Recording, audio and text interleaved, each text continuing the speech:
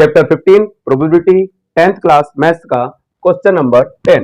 अब piggy bank जो बच्चों की गुल्लक होती है उसकी बात हो रही है कि अब पिगी बैंक कंटेंस 150 पैसा कॉइन की जो 50 पैसे के सिक्के हैं उनकी संख्या 100 है।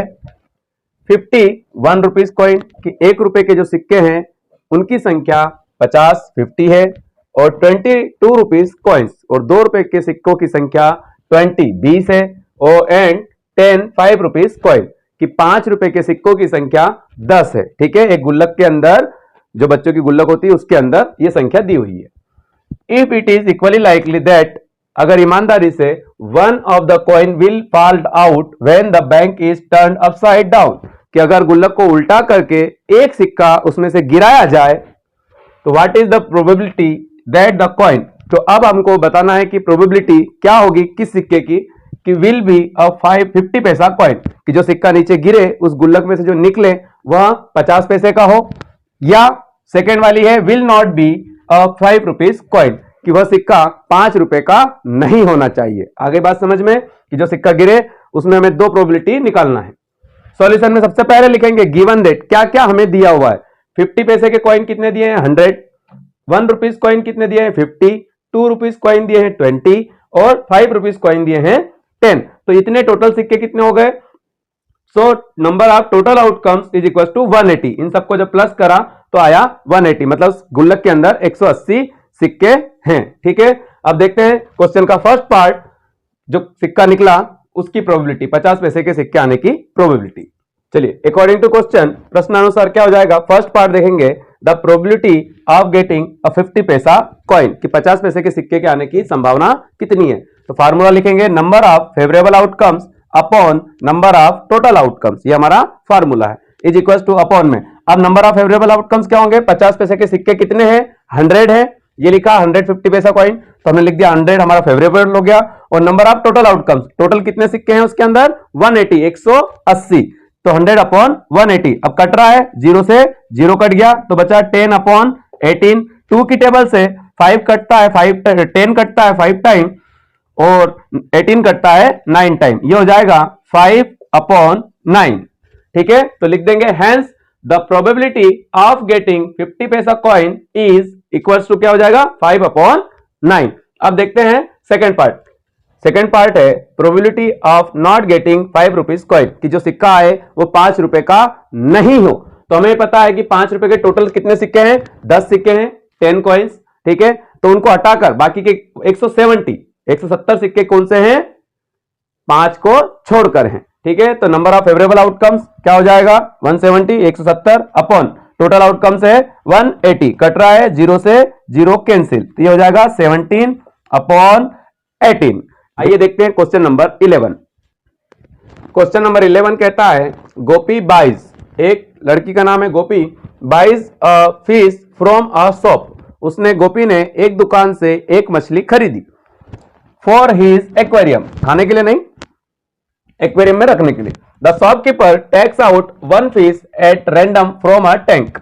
अब एक टैंक है दुकानदार के पास, उसने मछलियां डाल रखी है और उसने रैंडमली उस दुकानदार ने एक मछली निकाली कंटेनिंग 5 मेल। अब यहां पर भी जो फिश है जो मछलियां हैं उनमें जेंडर है कि जो फिश है उसमें मेल जो है उनकी संख्या 5 है और फीमेल की संख्या 8 है। तो what is the probability that the fish taken out is a male fish. अब हमें बताना है कि जो फिश हमने बाहर निकाली, जो मछली हमने बाहर निकाली है शॉपकीपर ने, वह मेल हो। ओके, तो लिखेंगे सॉल्यूशन गिवन दैट क्या दिया हुआ है 5 male fish and 8 female fish, तो टोटल कितनी हो गई 13 हो गई, 5 + 8 13। So the number of total outcomes is equal to 13 according to question. अब प्रश्न कहता है कि जो फिश निकाली है उसकी मेल होने की प्रोबेबिलिटी, तो the probability of getting male fish is equal to हमारा formula the number of favourable outcomes upon number of total outcomes. Favourable outcomes क्या हो जाएंगे कि मेल फिश कितनी है टोटल 5 है तो 5 हो जाएगा ऊपर, और नंबर ऑफ टोटल आउटकम्स कितने आ सकते हैं 13, तो अब हो जाएगा 5 अपॉन 13। तो लिख देंगे hence the probability of getting male fish is equal to 5 upon 13। देखते हैं question number 12 a game of chance. Chance mean किस्मत कह सकते हैं। Consist of spinning an arrow which comes to rest pointing at one of the number 1 2 3 4 5 6 7 8। समझाता हूं। जैसे हम कसिनो वगैरह जो देखते हैं, जो फिल्मों में दिखाया जाता है कि वहां पर एक टेबल लगी होती है, उसमें नंबर लिखे होते हैं और उसमें एक एरो होता है, उस टेबल को घुमाया जाता है और वो एरो जिस नंबर पर पॉइंट करेगा, जिस नंबर पर रुकेगा, उस नंबर पर जिसने बेट लगाई होगी, शर्त लगाई होगी, वह व्यक्ति जीत जाएगा और बाकी सब हार जाएंगे। तो ऐसा ही एक हमारे पास क्या है, चांस का गेम है और उसमें 1 2 3 4 5 6 7 8 तक टोटल नंबर दिए हुए हैं। अब कहता है कि these are equally likely outcomes, और जब उस पर एरो रुकेगा, मतलब कोई भी चीटिंग उसमें नहीं होगी, हमने उसको एक बार घुमा दिया तो एरो अपनी मर्जी से उस जिस नंबर पर चाहे उस पर रुक सकता है। तो what is the probability that it will point eight. अब हमें बताना है कि ये जो एरो है ये किस पर रुकेगा, उसकी प्रोबेबिलिटी कि 8 पर रुके, किसी ओड नंबर पर रुके, या 2 नंबर से बड़े ग्रेटर देन 2 से बड़े नंबर पर रुके, या किसी लेस देन 9 नंबर से पे रुके। ठीक है, सॉल्यूशन में देखते हैं गिवन दैट क्या क्या दिया हुआ है। टोटल नंबर ऑफ चांस कितने दिए हुए हैं, 8 दिए हुए हैं, 1 2 3 4 5 6 7 8। So the number of total outcomes भी क्या हो जाएंगे, 8 ही हो जाएंगे। अब question answer according to question क्या हो जाएगा, the probability of getting point the number 8, कि वह जो एरो है वो 8 पर रुके। फार्मूला है number of favourable outcomes upon number of total outcomes. तो नंबर ऑफ फेवरेबल आउटकम्स कितने हैं हमारे पास, 8 कितनी बार लिखा हुआ है इस पूरे उस पे, एक ही बार लिखा है, तो हमारा फेवरेबल आउटकम्स हो जाएगा 1, और टोटल कितने नंबर लिखे हुए हैं इसके ऊपर, 8, तो हमारा टोटल आउटकम्स हो जाएगा 8। ठीक है, तो हमारा आंसर आ जाएगा 1/8 लिख देंगे। Hence the probability of getting मतलब पॉइंट के एरो किसको पॉइंट करे, नंबर 8 को, इज इक्वल टू कितना है 1/8। देखते हैं सेकेंड वाला, the probability of getting an odd number. अब हमने इसको जब घुमाया तो इसकी क्या प्रोबेबिलिटी है कि वो जो नंबर जिस पर वो एरो रुकेगा उसमें जो नंबर लिखा है वो ऑड नंबर हो। ऑड नंबर मतलब विषम संख्या हो, जैसे 1 1 3 3 5 5 7 7, क्योंकि 9 तो इस पे लिखा नहीं है, क्योंकि 9 भी एक ऑड नंबर है, लेकिन इसमें कितने नंबर लिखे हैं, टोटल 4 नंबर ऐसे हैं जो ऑड हैं।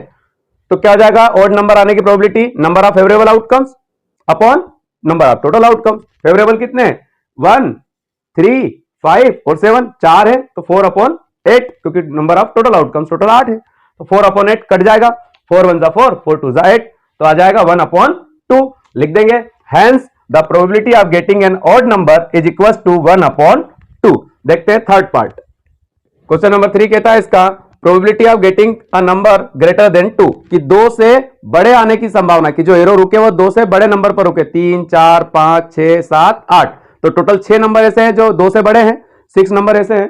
तो हमारा फार्मूला लिख देंगे number of favourable outcomes upon number of total outcomes. Excuse me, 2 से बड़े नंबर कौन कौन से हो गए, 3 4 5 6 7 8, टोटल 6 नंबर ऐसे हैं जो 2 से बड़े हैं। अपॉन में क्या आ जाएगा, फेवरेबल आउटकम्स टोटल 6 और टोटल आउटकम्स 8, तो कट जाएगा 2 3 जा 6 2 4 जा 8, तो ये आ जाएगा 3/4।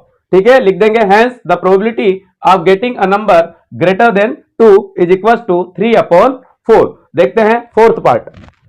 फोर्थ पार्ट कहता है इसका कि probability of getting a number less than 9, कि जो नंबर आए वो 9 से छोटा हो। तो हमें पता है सारे ही नंबर 9 से छोटे हैं, 1 से लेकर 8 तक तो नंबर है। क्या हो जाएगा, नंबर ऑफ फेवरेबल आउटकम्स 8 ही हो जाएंगे, अपॉन में टोटल नंबर ऑफ आउटकम्स कितने हो जाएंगे, 8 हो जाएंगे, कट जाएगा 8 1 जा 8 8 1 जा 8, तो क्या हो जाएगा 1 आ जाएगा, और हम सबको पता है 1 किसका आंसर है, श्योर इवेंट का। ठीक है, चलिए इसी के साथ हमारा क्वेश्चन नंबर 12 समाप्त होता है। मिलते हैं अगले वीडियो के साथ। Okay, thank you.